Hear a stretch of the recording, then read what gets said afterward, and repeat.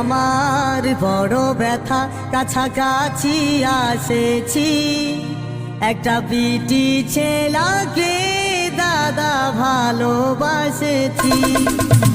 ওরে দাদা শোনো